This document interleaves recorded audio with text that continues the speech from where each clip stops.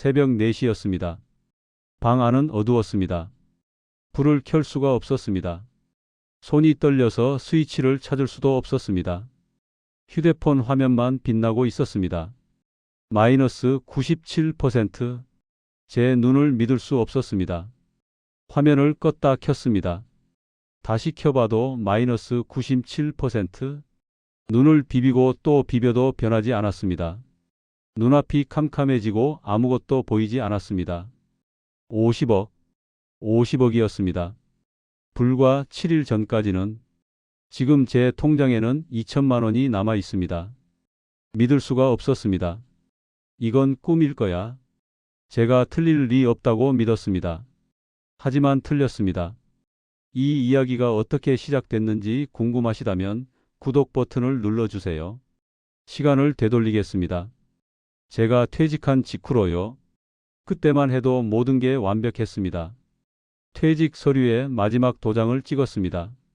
33년이었습니다. 20대 후반에 시작해서 63이 됐습니다. 매일 같은 시간에 출근했습니다.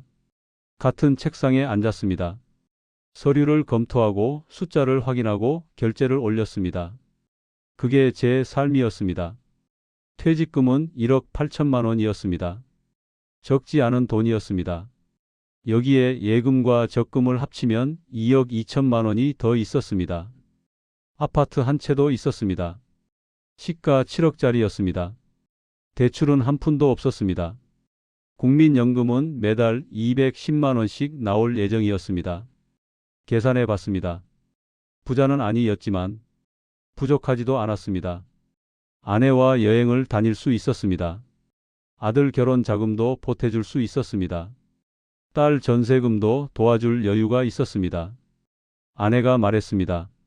이제 좀 쉬어요. 당신 그동안 고생 많았어요. 저도 그렇게 생각했습니다. 드디어 쉴 수 있다고 생각했습니다. 33년 동안 달려왔으니까요. 이제는 아내와 아이들 함께 여행도 다니고 추억도 많이 만들 생각이었죠. 첫 달은 좋았습니다.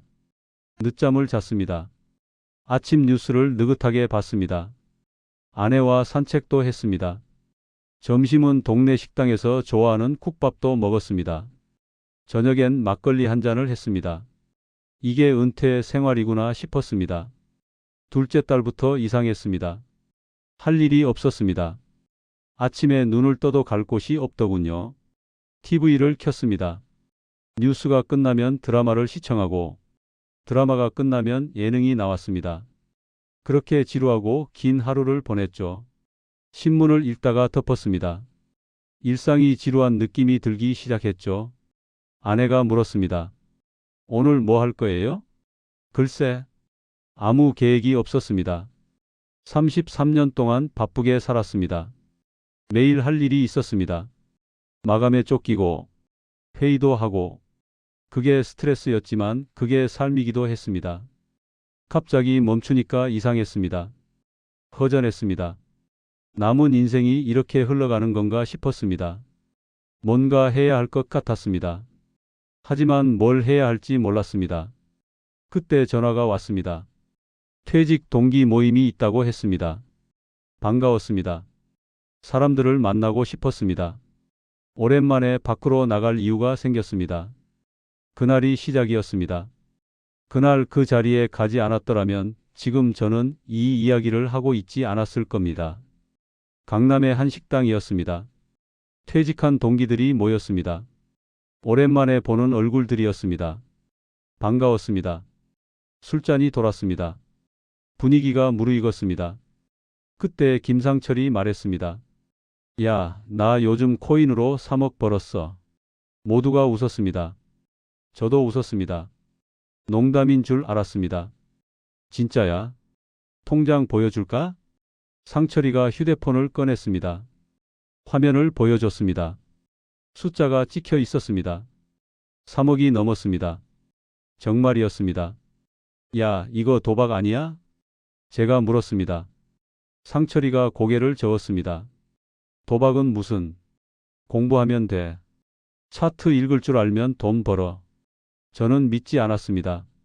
세상에 쉬운 돈은 없다고 생각했습니다. 33년을 일해서 모은 돈이 4억이었습니다. 그런데 코인으로 석 달 만에 3억을 벌었다고요?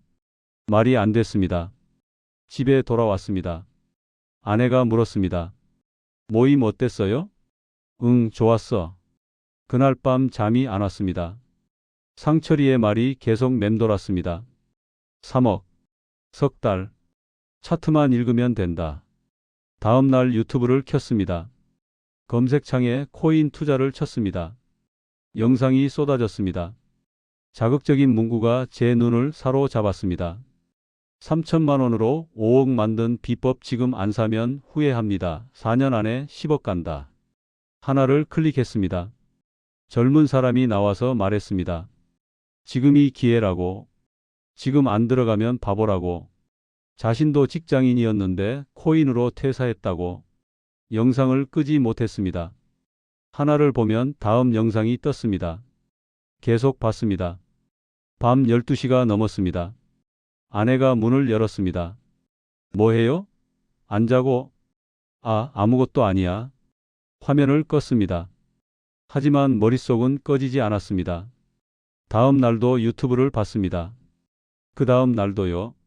카카오톡 오픈 채팅방을 알게 됐습니다. 코인 정보방이라고 했습니다. 매일 메시지가 쏟아졌습니다. 오늘 이 코인 급등 예정 지금 사면 내일 20% 수익 찐 정보입니다. 놓치지 마세요. 처음엔 그냥 봤습니다. 구경만 했습니다. 하지만 신기했습니다. 정보방에서 말한 대로 가격이 움직였습니다. 올라간다고 한 코인이 진짜 올랐습니다. 이게 진짜 되는 건가? 혼잣말이 나왔습니다. 퇴직 동기 모임 단톡방에도 글이 올라왔습니다. 다른 동기가 썼습니다. 요즘 공무원 출신도 코인 많이 하던데 안 하면 바보래.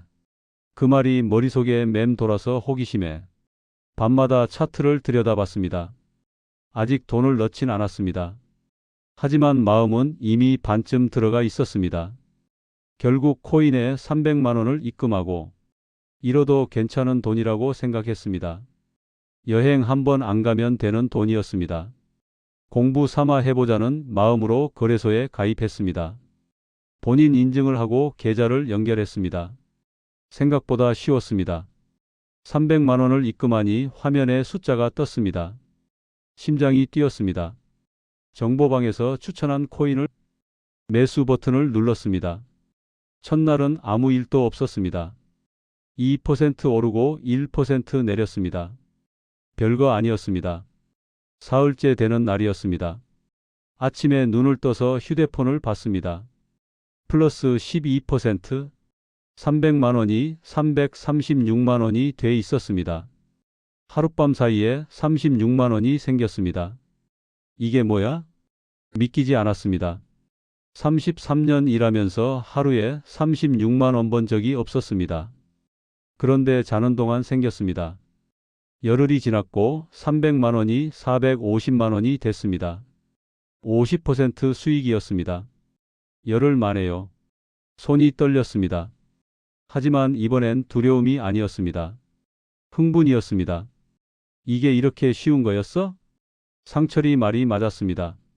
조금만 노력하고 공부하면 된다고. 33년간 숫자를 다뤘는데 이 정도는 할 수 있었습니다. 1,000만 원을 더 넣었습니다. 이번엔 다른 코인도 샀습니다. 분산 투자를 하고 싶었죠. 위험분산 투자. 똑똑한 선택이라고 믿었습니다. 2주가 지났습니다. 1,300만 원이 2,080만 원이 됐습니다. 60% 수익이었습니다. 이건 운이 아니고 제 판단으로 매수했지요. 제가 고른 코인이 올랐습니다. 제가 분석한 대로 움직였습니다. 그때부터 하루가 달라졌습니다. 아침부터 저녁까지 눈을 뜨면 휴대폰부터 봤습니다. 화장실에 가서도 차트를 확인했습니다. 밥을 먹으면서도 휴대폰을 놓지 않았습니다. 아내가 눈치를 챘습니다. 요즘 왜 그래요? 밥 먹으면서 폰만 봐요. 뉴스 보는 거야. 거짓말이었습니다. 하지만 말할 수 없었죠. 아내는 위험한 거 싫어했습니다. 나중에 크게 벌면 그때 말하려고 했습니다. 새벽 3시에 눈이 떠졌습니다. 습관처럼 휴대폰을 봤습니다. 가격이 오르고 있었습니다. 잠이 달아났습니다. 화면을 보며 나도 모르게 미소가 지어졌습니다. 수면 부족이었습니다. 하지만 기분은 최고였습니다. 돈이 늘어나는 게 보였습니다. 숫자가 커지는 게 보이니 너무 좋았죠. 33년 동안 월급을 받았습니다. 열심히 해도 그만, 대충 해도 그만이었습니다. 그게 공무원이었습니다. 하지만 이건 달랐습니다. 제가 하는 만큼 돈이 됐습니다. 제가 잘 고르면 수익이 났습니다. 이게 진짜 돈 버는 거라고 생각했습니다. 한 달이 지났습니다. 1,300만 원이 2,100만 원이 됐습니다. 거의 2배였습니다. 통장을 보며 웃음이 났습니다. 이러다 진짜 부자 되는 거 아냐? 진심이었습니다. 정말 그렇게 믿었습니다. 그렇다면 욕심이 생겼습니다. 2,100만 원으로 이 정도 수익이 나는데 더 넣으면 어떨까? 그 생각이 머리에서 떠나지 않았습니다. 예금을 해지했습니다. 2억 2천만 원이었습니다. 퇴직금 1억 8천만 원도 넣었습니다. 합치면 4억이었습니다. 2,100만 원까지 더하면 4억 2,100만 원이었습니다. 아내에게는 말하지 않았습니다. 말하면 반대할 게 뻔했죠. 나중에 크게 벌어서 집을 한 채 더 사주려고 했습니다. 아들 결혼할 때 집 해주고 딸한테도 집 해주고 그러면 아내도 좋아할 거라고 생각했습니다. 시장이 좋았습니다. 매일 올랐습니다. 4억이 5억, 다시 7억이 됐습니다. 2달 만이었습니다. 정보방에서 새로운 이야기가 나왔습니다. 레버리지라는 것이었습니다. 3배로 수익 낼 수 있음. 상승장엔 레버리지가 탑. 고수들은 다 레버리지 씀. 처음엔 무서웠습니다. 레버리지는 빚을 내서 투자하는 거라고 알고 있었습니다. 위험하다고 생각했습니다. 하지만 수익률을 계산해 봤습니다. 지금 7억에서 20%가 오르면 8억 4천이 됩니다. 근데 레버리지 3배를 쓰면 60%가 오릅니다. 7억이 11억 2천만 원이 됩니다. 같은 상승인데 3억 8천만 원을 더 버는 거였습니다. 33년간 숫자를 다뤘는데 제가 계산을 못할 리 없었습니다. 상승장이 계속되면 레버리지가 답이었습니다. 레버리지 3배를 걸었습니다. 알트코인에도 손을 뻗었습니다. 소형 코인이라 변동성이 커 위험하긴 해도 그만큼 수익도 크다고 했습니다. 분산 투자라고 생각했습니다. 여러 군데 넣으면 안전하다고 믿었습니다. 계좌 숫자가 미친 듯이 올랐습니다. 7억이 12억이 됐습니다. 12억이 20억이 됐습니다. 20억이 35억이 됐습니다. 그리고 어느 날 아침이었습니다. 눈을 떠서 휴대폰을 봤습니다. 50억. 숫자가 찍혀 있었습니다. 50억이었습니다. 4억으로 시작해서 50억이 됐습니다. 손이 떨렸습니다. 화면을 껐다 켰습니다. 숫자는 그대로였습니다. 진짜였습니다. 50억. 말이 안 나왔습니다. 평생 월급 모아도 못 만들 돈이었습니다. 50억이 석 달 만에 생겼습니다. 하지만 저는 팔까? 도 생각했지만 저는 팔지 않았고 이제 시작이라고 생각했죠. 100억 갑니다. 여기서 파는 사람은 호구 존버가 답이다. 정보방 메시지가 계속 왔습니다. 모두가 같은 말을 했습니다. 아직 끝이 아니라고. 이제 시작이라고. 저도 그렇게 믿었습니다. 여기서 빠지면 바보야. 이제 진짜 시작이야. 50억은 끝이 아니었습니다. 더 큰 꿈의 출발점이었습니다. 100억을 만들면 그때 팔려고 했습니다. 그러면 진짜 부자가 되는 거라고 생각했습니다. 그날 밤도 차트를 보며 잠들었습니다. 정말 행복했습니다. 인생 최고의 순간이었습니다. 저는 50억으로는 부족했습니다. 이상하게 들릴 겁니다. 50억이면 충분하지 않냐고요? 저도 그렇게 생각했을 겁니다. 예전에 저라면요. 하지만 그때의 저는 달랐습니다. 50억이 60억이 될 것 같았습니다. 60억이 80억이 될 것 같았습니다. 100억까지 가면 그때 팔려고 했습니다. 정보방에서는 매일 같은 말이 올라왔습니다. 이번 주 대폭등 예정. 지금 추가 매수 안 하면 후에 찐 고수들은 지금 풀매수 중. 저는 그 말을 믿었습니다. 아니, 믿고 싶었습니다. 문제는 더 넣을 돈이 없다는 거였습니다. 예금도 퇴직금도 전부 들어가 있었습니다. 더 넣으려면 방법은 하나뿐이었습니다. 대출이었습니다. 연금담보대출을 알아봤습니다. 국민연금을 담보로 빌릴 수 있었습니다. 5천만 원 정도 된다고 하더군요. 이틀 만에 입금됐습니다. 5천만 원을 전부 넣었습니다. 레버리지 3배. 실질적으로 1억 5천만 원어치를 더 산 거였습니다. 그래도 부족했습니다. 주택담보대출을 알아봤습니다. 7억짜리 아파트였습니다. 2억까지 나온다고 했습니다. 서류를 빨리 준비해서 은행으로 갔습니다. 일주일 뒤 2억 원이 들어왔습니다. 전부 매수하고 레버리지 3배, 6억 원어치를 더 산 거였습니다. 총 투자금은 6억 5천만 원이 됐습니다. 레버리지까지 합치면 실질적으로 20억 원 규모였습니다. 그날 밤이었습니다. 아내가 서재에 들어왔습니다. 책상 위에 서류가 펼쳐져 있었습니다. 대출 서류 치우는 걸 깜빡한 거죠. 여보, 이게 뭐예요? 아내가 서류를 들었습니다. 얼굴이 하얘졌습니다. 주택담보대출 2억? 우리 집에 대출을 받은 거예요? 잠깐만 여보. 설명할게. 설명이요? 나한테 한마디도 없이 집을 담보로 대출을 받았어요? 아내의 목소리가 떨렸습니다. 눈에 눈물이 고였습니다. 저는 설명했습니다. 코인 투자를 하고 있다고. 지금 50억이 넘는다고. 조금만 더 하면 100억이 된다고. 그러면 대출 갚고도 남는다고. 미쳤어요? 그게 진짜 돈이에요? 언제든 사라질 수 있는 거잖아요. 아니야. 내가 계산해 봤어. 지금 빠지면 안 돼. 무조건 더 올라. 지금 뭐 하는 거예요? 당신 지금 미쳤어요? 아내가 울면서 나갔습니다. 문이 쾅 닫혔습니다. 저는 혼자 남았습니다. 화면을 켰습니다. 숫자를 확인했습니다. 53억이었습니다. 봐, 오르잖아. 아내가 뭘 몰라서 그렇다고 생각했습니다. 숫자가 증명하고 있었습니다. 그날 밤 잠이 안 왔습니다. 하지만 그 불안을 애써 눌렀습니다. 다음 날도 올랐습니다. 55억이 됐습니다. 역시 제가 맞았다고 생각했습니다. 그 다음 날도 올랐습니다. 그리고 그 다음 날 새벽이었습니다. 새벽 4시에 눈이 떠졌습니다. 습관처럼 휴대폰을 봤습니다. 화면이 빨갛게 물들어 있었습니다. 숫자가 떨어지고 있었습니다. 55억이 43억이 돼 있었습니다. 하룻밤 사이에 12억이 날아갔습니다. 뭐야, 이게. 가슴이 철렁했습니다. 하지만 침착하려고 했습니다. 조정이라고 생각했습니다. 오르기 전에 내리는 거라고. 원래 이런 거라고. 첫째 날이었습니다. 둘째 날 아침이었습니다.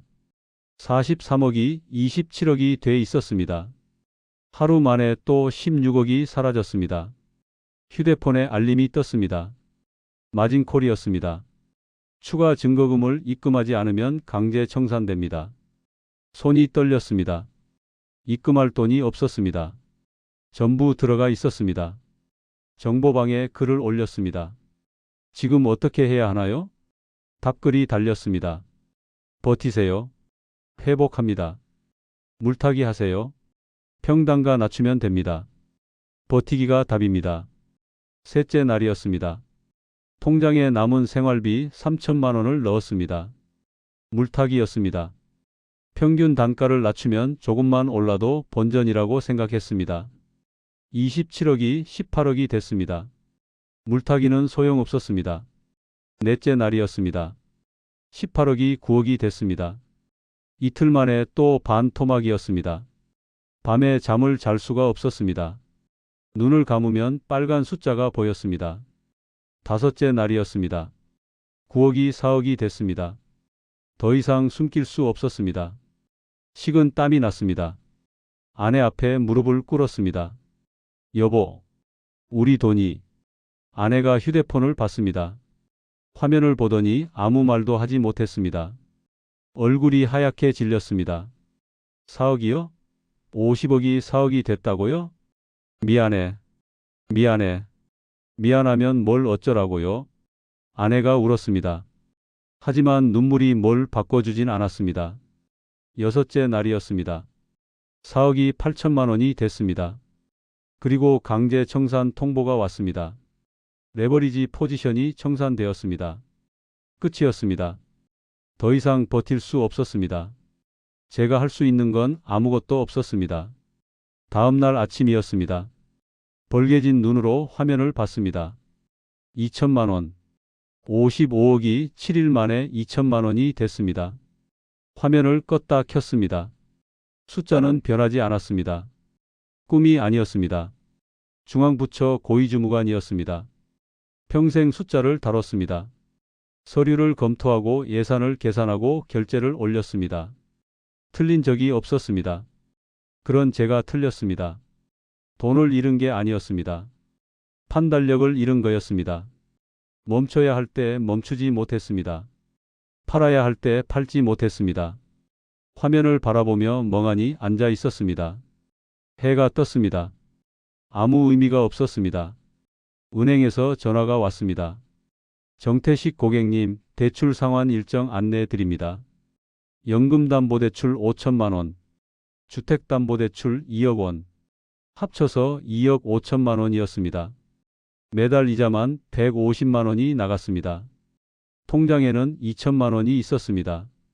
연금은 담보로 잡혀서 나오지 않았습니다. 수입이 없었습니다. 한 달을 버텼습니다. 2달째 이자가 연체됐습니다. 독촉 전화가 오기 시작했습니다. 고객님, 연체 시 신용등급에 불이익이 있습니다. 신용등급이 문제가 아니었습니다. 갚을 돈이 없었습니다. 아내와 마주 앉았습니다. 아내는 입을 열지 않았습니다. 며칠째 그랬습니다. 같은 집에 살면서 대화가 없었습니다. 집을 팔아야 할 것 같아. 제가 먼저 말했습니다. 아내가 고개를 들었습니다. 뭐라고요? 대출 갚으려면 집을 팔아야 해. 집을 팔아야 한다고요? 당신 이게 도대체 뭐 하자는 거예요? 아내의 목소리가 흐느끼며 울었습니다. 다른 방법이 없어. 아내는 소리 없이 눈물만 흘렸습니다. 저는 아무 말도 할 수 없었습니다. 다음 날 부동산에 급매로 집을 내놨습니다. 7억에 샀던 집이었습니다. 급매로 내놓으니 6억 5천에 팔렸습니다. 대출 2억 5천만 원을 갚았습니다. 남은 돈은 4억이었습니다. 그날 밤 아내가 짐을 싸고 있었습니다. 뭐해? 친정에 가려고요. 잠깐만. 여보, 우리 다시. 다시요? 아내가 돌아봤습니다. 눈이 충혈돼 있었습니다. 33년이에요. 우리 결혼한 지 33년. 당신이 공직 생활한 거랑 똑같아요. 그 세월 동안 나는 당신만 믿었어요. 근데 당신은 나한테 한마디 상의도 없이 우리 전 재산을 날렸어요. 미안해. 정말 미안해. 미안하다는 말은 이제 듣기 싫어요. 아내가 현관문을 열었습니다. 이혼해요. 우리. 문이 닫혔습니다. 발소리가 멀어졌습니다. 저는 현관 앞에 서 있었습니다. 움직일 수가 없었습니다. 일주일 뒤 이혼 서류가 왔습니다. 재산 분할을 했고 남은 4억 중 아내에게 3억을 줬습니다. 이렇게 하는 게 맞는 거였죠. 제가 다 잃어버린 거니까요. 제 몫은 1억이었습니다. 아들에게 전화했습니다. 아버지, 무슨 일이에요? 미안하다. 결혼 자금. 아버지가 못 해줄 것 같다. 한참 동안 침묵이 흘렀습니다. 괜찮아요. 네. 알겠습니다. 아들이 전화를 끊었습니다. 아무 말도 하지 않았습니다. 딸에게도 전화했습니다. 사정을 이야기했습니다. 딸은 울었습니다. 아빠, 왜 그러셨어요? 어떻게 엄마한테 상의도 없이 이럴 수 있어요? 미안하다. 미안해. 정말 미안해. 전화를 끊고 혼자 앉아 있었습니다. 33년 동안 가족을 위해 살았습니다. 아들 결혼 자금 만들어 주려고 코인을 시작했습니다. 딸 전세금도 보태주려고 했던 거고, 욕심의 결과는 참담하고 비참했죠. 1억으로 살 수 있는 집이 없었습니다. 보증금 1,000만 원에 월세 35만 원짜리 지하방을 찾았습니다. 짐을 쌌습니다. 캐리어 하나와 박스 2개가 전부였습니다. 지하로 내려가는 계단이 어두웠습니다. 한 계단 한 계단 내려갔습니다. 곰팡이 냄새가 났습니다. 반지하 작은 방에 짐을 내려놓고 방 한가운데 서서 천장을 올려다봤습니다. 이제 여기가 제 집이었습니다. 63, 고위주무관 출신, 지하 월세방 신세. 이게 제 현실이었습니다. 잠이 오지 않았습니다. 눈을 감으면 숫자가 보였습니다. 50억, 40억, 20억, 2천만 원. 그 숫자들이 빙글빙글 돌았습니다. 새벽 3시였습니다. 이상한 생각이 들었습니다. 여기서 끝내면 편하지 않을까? 나쁜 생각이 스쳤습니다. 창문 밖으로 발이 지나가는 게 보였습니다. 출근하는 사람들이었습니다. 세상은 돌아가고 있었습니다. 살아야지. 혼잣말이 나왔습니다. 여기서 끝낼 수는 없었습니다. 돌덩이처럼 무거운 몸을 끌고서 일자리를 찾았습니다. 다행히 아파트 경비 자리가 났습니다. 면접을 봤습니다. 나이가 어떻게 되세요? 63입니다. 전에 뭐 하셨어요? 공무원이었습니다. 더 이상 묻지 않았습니다. 다음 날부터 출근하라고 했습니다. 월급은 180만 원이었습니다. 새벽 5시에 출근했습니다. 경비실에 앉았습니다. 차량을 안내하고 택배를 받았습니다. 주민들에게 고개를 숙였습니다. 잘 못한 일들이 갑자기 떠오르더군요. 후회는 되지만 배운 것도 분명 있었죠. 쓴 웃음이 잠시 머물다 사라지고 깊게 한숨을 내뱉고 지금은 경비실에서 택배를 분류하고 있었습니다. 이상하게 마음이 편했습니다. 쉬는 날에는 식당에서 설거지를 했습니다. 시급 10,000원이었습니다. 50억을 보던 눈으로 시급을 계산했습니다. 8시간 일하면 8만 원이었습니다. 그렇게 석 달이 지났습니다. 어느 날 저녁이었습니다. 경비실에 누가 찾아왔습니다. 딸이었습니다. 아빠, 수아야, 어떻게 여길? 주소 물어봤어요. 딸이 봉투를 내밀었습니다. 안에 반찬통이 들어 있었습니다. 밥은요? 응, 먹었어. 아빠 얼굴이 많이 말랐어요. 딸의 눈에 눈물이 고였습니다. 저도 눈시울이 붉어졌습니다. 미안하다. 아빠가. 됐어요. 그 얘긴 하지 마요. 딸이 저를 안았습니다. 오랜만에 느끼는 온기였습니다. 일주일 뒤에는 아들이 왔습니다. 아버지, 민호야, 건강하세요? 그게 제일 중요해요. 아들이 용돈 봉투를 내밀었습니다. 받지 않으려고 했습니다. 받으세요. 제가 드리고 싶어서 그래요. 결국 받았습니다. 눈물이 났습니다. 고맙다. 잘 쓰마. 지금 저는 경비 일을 하고 있습니다. 새벽에 출근해서 저녁에 퇴근합니다. 쉬는 날에는 식당에서 일합니다. 매달 200만 원 정도 법니다. 월세 내고 밥 먹으면 남는 건 얼마 없습니다. 하지만 적자는 아닙니다. 새벽 경비실에서 커피를 마십니다. 창밖으로 동이 틉니다. 그때 생각합니다. 내가 잃은 건 돈이 아니었습니다. 판단력을 잃은 거였습니다. 멈출 줄 몰랐습니다. 팔 줄 몰랐습니다. 50억을 보고도 더 가려고 했습니다. 이 영상을 보시는 분들께 말씀드립니다. 노후 자금으로 하지 마세요. 빚내서 하지 마세요. 물타기는 답이 아닙니다. 한 번만 더는 없습니다. 가장 위험한 순간은 잃을 때가 아닙니다. 크게 벌었을 때입니다. 그때 멈추지 못하면 모든 걸 잃습니다. 저처럼 되지 마세요. 사연은 여기까지입니다. 끝까지 함께해 주셔서 감사합니다. 이 이야기가 도움이 되셨다면 구독과 좋아요 부탁드립니다. 여러분의 소중한 노후가 지켜지길 바랍니다.